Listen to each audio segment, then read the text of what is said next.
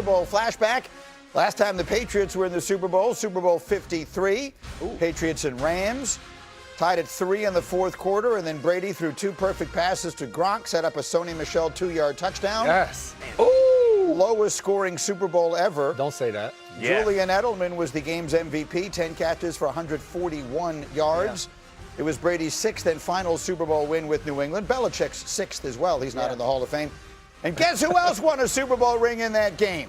One Jason J-Mac McCourty. That's why there wasn't any scoring. It was a great game. You talk about defense wins championships. That was the definition of it. Rams averaging 35 points per game, not when they faced that Patriots defense. 3 points. Jeff talked about how great of a game it was. I appreciate that. Hey, listen, I took my wife and my kids to this game, y'all. It was in Atlanta. Yeah, and we sat right behind the Patriots team, so I could hear the defense. I was so, it was 3, like you said, it was 3-all. They back in the back. They left. This is the most boring game. I loved it. I thought it was an incredible game. My wife and kids were like, "This is a snooze." Loved it. No, it was incredibly boring. But I'm happy for you, and also for the coach that designed and called the defense that held a 30-point per game offense to 3 points in the Super Bowl. I think he might get some Hall of Fame consideration someday. Next year. At some point. Yeah, that was his 6th championship that day. Meanwhile, it brings us to Sound Off, which is interesting people saying interesting things. And Rams head coach Sean McVay brought up that Super Bowl loss and said this about how that loss compared to losing this year's NFC Championship.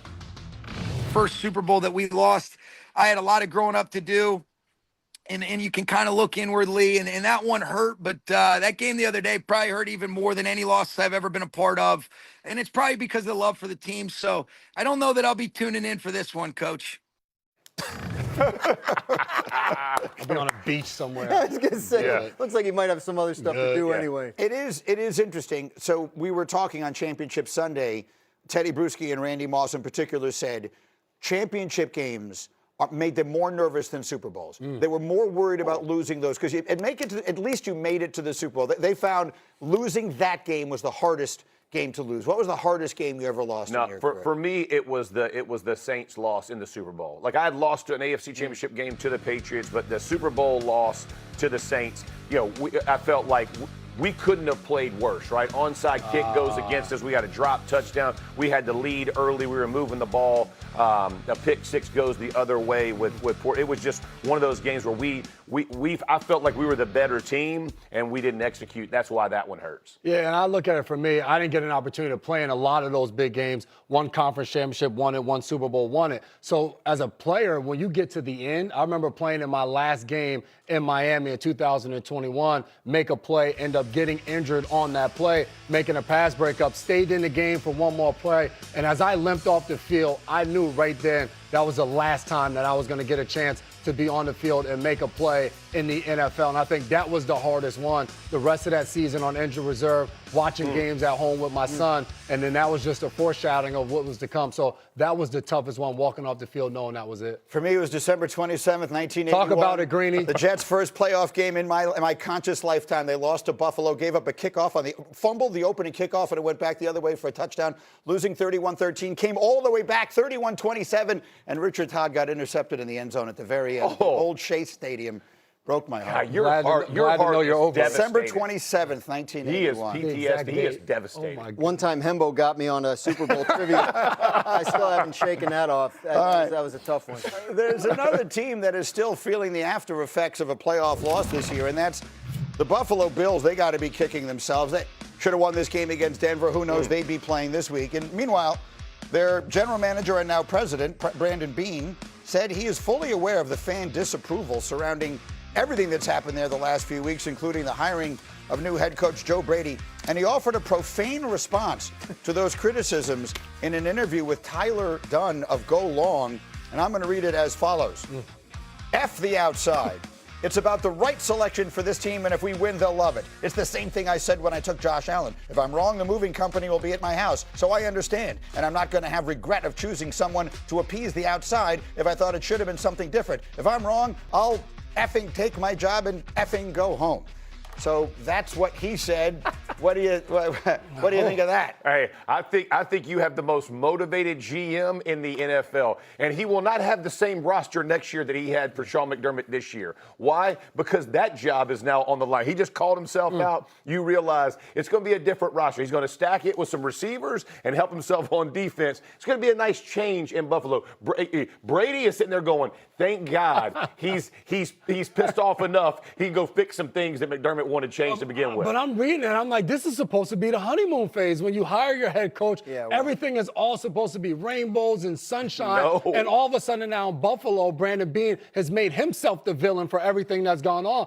I'm kind of here for it. Like, for Buffalo Bills, Except for Josh Allen. But Except I'm Josh just saying, Allen. I like Buffalo's almost in their villain era that now this season, everybody's against them. And it's like, we weren't supposed to fire McDermott. Maybe that bands them together. And who knows? Maybe it's the most success they have. I remember I was at the AFC Championship game last year in Kansas City, and I saw Brandon Beane on his way out of the stadium after the game. He was crushed, obviously. They thought that was going to be the year. They finally took down the Chiefs. They were playing great. They weren't turning it over. And he just, like, it was different from this. Like, he was very sad. He was very...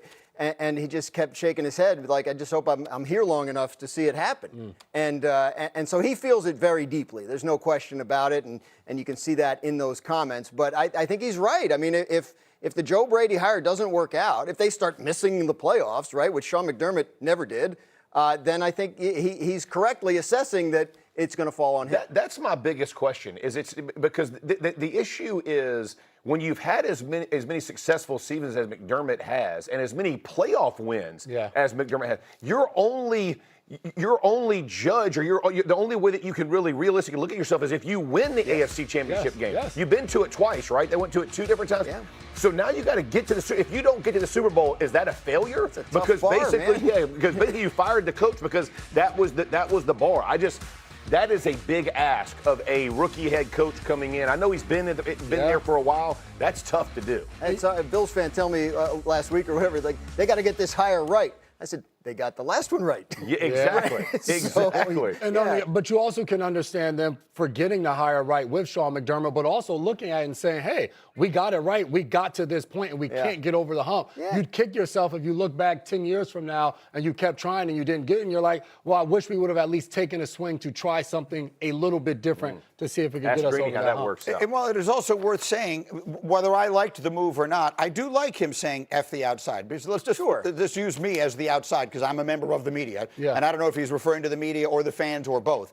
But the difference between being on the inside and being on the outside is on the inside you have accountability, on the outside you have none. Very true. On the inside, if this move doesn't work out, he's going to get fired. On the outside, I can say this was a terrible decision, and then when they win next year, I can say, guess what, I was wrong. So there's no accountability level for it. So I do kind of like him acknowledging, I'm putting my job on the line with his decision. Why are you looking at me His job like was on the line. His job should have been on the line tied with McDermott. They both had the same amount of skin in the game. That's the owner. You're saying the owner should have fired him. That's my issue. Promotions after someone else loses their job and you're getting more credit for what you, quote, did, and then now parsing out who was their draft, who wasn't their draft. Josh Allen was my pick. You know, that was glaring. And that statement to me, it's, you know, I got it right with Josh Allen. Okay, well, a lot of coaches helped develop Josh Allen. It wasn't, you drafting him didn't make him the player he is. There's a lot that goes into it. That's the part for me that just feels. Fair enough. Okay, so you're right. No accountability. I was wrong. That was I just said. There you go.